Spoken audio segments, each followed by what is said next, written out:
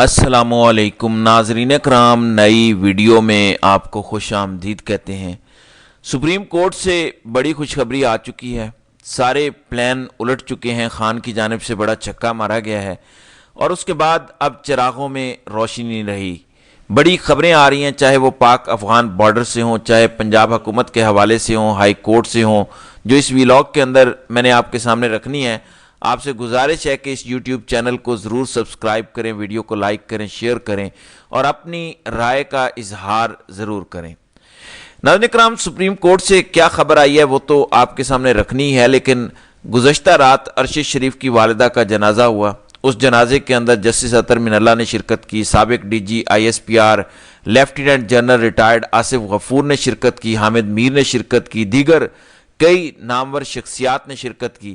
اہم بات کیا ہے، کسی بھی پی ٹی آئی والے نے، کسی بھی پی ٹی آئی کے ایم این اے نے، کسی بھی پی ٹی آئی کے لیڈر نے، تنظیمی عہدیدار نے شرکت نہیں کی۔ پی ٹی آئی آن کرتی ہے نا کہ ارشد شریف پر ظلم ہوا، ارشد شریف عمران خان کے ساتھ کھڑا ہوا تھا، عمران خان سے مراد جو پاکستان کے اندر اس وقت 2 نمبری ہو رہی ہے، ظاہر ہے وہ 2 نمبری عمران خان کے ساتھ ہو رہی تھی، پی ٹی آئی کے ساتھ ہو رہی تھی اور اس کی بھیڑ چڑھ گیا ارشد شریف۔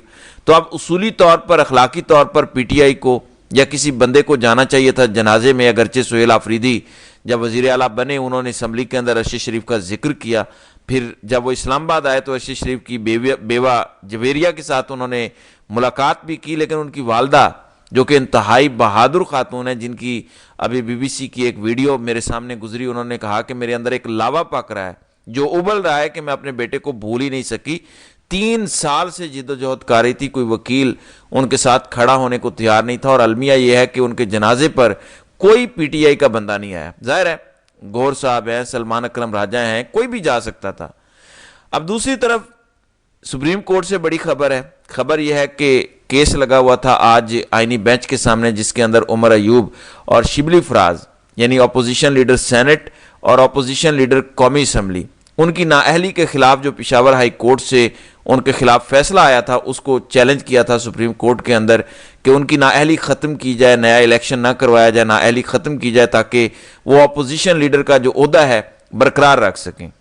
دیکھیں، میں نے اس وقت بھی کہا تھا کہ یہ basically barrister Gohar and company چاہ یہ رہے ہیں کہ محمود خان اچکزئی اور علامہ راجہ ناصر عباس کا رستہ روکا جائے یا جتنی دیر ممکن ہے روڑے اٹکائے جائیں، کہا جائے کہ جب تک ریلیف نہیں ملتا تب تک نیا اپوزیشن لیڈر نہیں آئے گا۔ حالانکہ خان نے بڑا واضح کہہ دیا، خان نے کہا کہ خبردار، تم کیا کر رہے ہو، فوراً سے پہلے ان کا نوٹیفیکیشن کرو، ان کے کاغذات جمع کراؤ۔ بہرحال خان کے بار بار کہنے پر محمود خان اچکزئی اور علامہ راجہ ناصر عباس کے کاغذات جمع ہو گئے، اسپیکر کے پاس، چیئرمین سینٹ کے پاس چلے گئے۔ آج کیس لگا ہوا تھا اور بیرسٹر گوہر کی آخری امید تھی، یا اس جیسے جو خاص ایک نظریے کے لوگ ہیں، کہ سپریم کورٹ سے ریلیف مل جائے گا۔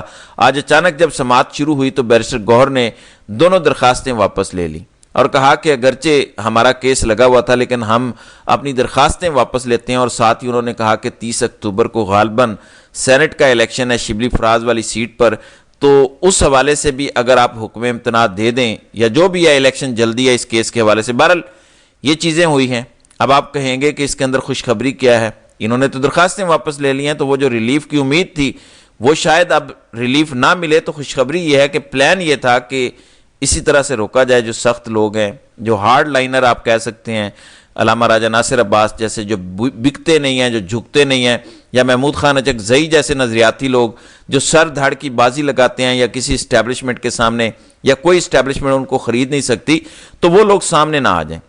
اب دیکھیں، کوئی رکاوٹ نہیں رہ گئی، اب تو کوئی اور بھی امید نہیں رہ گئی نا کہ سپریم کورٹ کے اندر پینڈنگ ہے، سپریم کورٹ سے فیصلہ آ جائے تب تک اپوزیشن لیڈر نہیں لگ سکتا۔ تو اب درخواستیں واپس ہو گئی ہیں، اور یقینی طور پر دیکھیں، یہ بیرسٹر گوہر، عمر ایوب یا شبلی فراز یا ان کا اپنا کوئی ذاتی فیصلہ نہیں ہوگا کہ ہم وسیع تر مفاد کے اندر یہ درخواستیں واپس لے رہے ہیں، بلکہ خان کی جانب سے سختی سے کہا گیا ہے کہ مجھے نومبر سے پہلے عمر ایوب کی بجائے محمود خان اچکزئی اپوزیشن لیڈر چاہیے، علامہ راجہ ناصر عباس چاہیے، فل فلیج تیاریاں چاہیے، اور پوری ٹیم، سہیل آفریدی اور سہیل آفریدی جیسے لوگ جو کھل کر تحریک چلائیں، جو ہر مورچے پر کھل کر لڑیں، اس طرح کے لوگ چاہیے، کیونکہ نومبر کے اندر پاکستان کی تاریخ کا سب سے بڑا لانگ مارچ ہو سکتا ہے، اور پاکستان کی تاریخ کی سب سے بڑی احتجاجی کال بھی آ سکتی ہے۔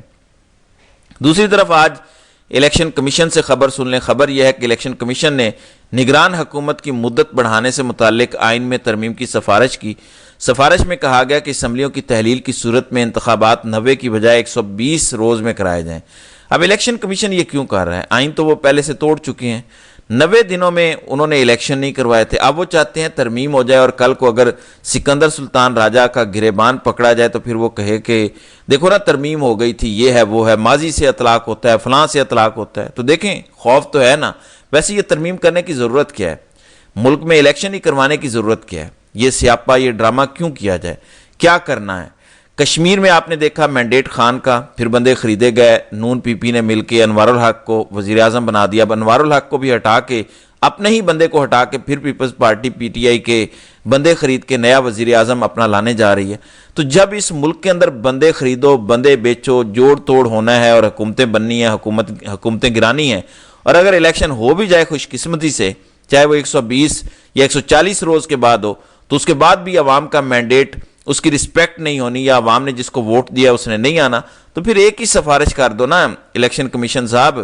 اقبال سلامت رہے سکندر سلطان راجہ کا، جن کی مدت ملازمت کو ختم ہوئے بھی 1 سال ہو گیا ہے. تو سیدھی ترمیم کریں نا کہ پاکستان کے اندر الیکشن کروانے کی ضرورت نہیں ہے. جہاں پہ ہماری ملٹری اسٹیبلشمنٹ چاہے جس پر ہاتھ رکھے اس کی بس تاج پوشی کر دی جائے، اس کا نوٹیفیکیشن کر دیا جائے. یہ اتمام حجت کرنے کی ضرورت ہی کیا ہے؟ یا پہلے کون سے 90 روز میں الیکشن ہوئے ہیں؟ پھر پنجاب سے خبر سن لیں. پنجاب میں وہ بڑی گنز آئیں، سموک گنز اور ماحولیاتی آلودگی. پنجاب کی ماں اس دفعہ سموگ رہی ہوگی، بڑے انتظامات کر لیے ہیں، سڑکیں دھوئی جاتی ہیں، یہ کیا جاتا ہے، پابندیاں لگائی جا رہی ہیں، دھواں چھوڑنے والی گاڑیاں روکی جا رہی ہیں. اس کے باوجود لاہور میں فضائی آلودگی اور سموگ نے ہزاروں افراد کو بیمار کر دیا. یہ دنیا نیوز کی خبر ہے. ایک ہفتے میں لاہور کے 5 بڑے سرکاری ہسپتالوں میں فضائی آلودگی اور سموگ سے متاثرہ 19,000 سے زائد مریض رپورٹ ہوئے. لاہور آج بھی دنیا کا آلودہ ترین شہر رپورٹ ہوا ہے. تو یہ ہے پرفارمنس. لیکن تصویریں دیکھیں، سوشل میڈیا دیکھیں تو آپ کو لگتا ہے کہ بڑا کوئی انقلاب آ چکا ہے. پھر شہباز شریف اپنے 35ویں دورے پر غالباً وہ آج سعودی عرب 3 دن کے لیے جا رہے ہیں. جبکہ صورتحال کیا ہے؟ جو استنبول کے اندر مذاکرات ہو رہے تھے نا طالبان اور پاکستان کے، خبر ہے کہ Afghan Taliban T T P اور بلوچ کالعدم تنظیموں کا ساتھ دینے کو چھوڑنے کو تیار نہیں. استنبول مذاکرات میں کوئی تعمیراتی پیش رفت نہ ہو سکی. پاکستانی وفد نے طالبان کو حتمی موقف پیش کیا. پاکستان نے واضح کیا کہ افغان طالبان کی طرف سے کی جانے والی دہشت گردوں کی سرپرستی نامنظور ہے. یہ زاہد گشگوری کی خبر ہے. پھر میرے سامنے مبشر زیدی کی خبر ہے جو کہتے ہیں کہ only miracle can save Pak Afghan talks from collapse. کہتے ہیں کہ کوئی معجزہ ہی بچا سکتا ہے، ورنہ وہ کہتے ہیں کہ Taliban are refusing in re-gun terror groups TTP and BLA operating under their nose. کہتے ہیں کہ ان کا ساتھ چھوڑنے کو وہ تیار نہیں ہے. وہ کہہ رہے ہیں کہ ہم سرپرستی جاری رکھیں گے BLA کی بھی اور TTP کی بھی.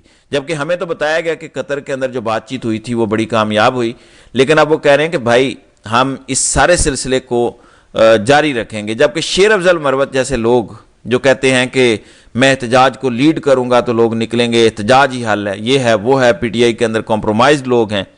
آج شیر افضل مروت نے بھی سہیل آفریدی پر تنقید کی ہے. کہتے ہیں کہ ہمیں آئین اور قانون کے مطابق چلنا ہوگا، ٹکراؤ والی پالیسی سے فائدہ نہیں ہوگا. سہیل آفریدی جس طرح کے بیانات دے رہے ہیں وہ بڑے سخت ہیں، وہ ٹکراؤ والے ہیں. پی ٹی آئی کو اپنی حکومت بچانی چاہیے، کے پی بچانا چاہیے، یہ کرنا چاہیے، وہ کرنا چاہیے. دیکھیں بندہ کون بات کر رہا ہے؟ احتجاجوں سے، تحریک سے، جلسوں سے مشہوری پانے والا شخص کہہ رہا ہے کہ نہیں اس طرح کی نہیں، آئین اور قانون کے مطابق چلنا چاہیے. بالکل آئین اور قانون کے مطابق ہی چلنا چاہیے، لیکن پورے ملک کو.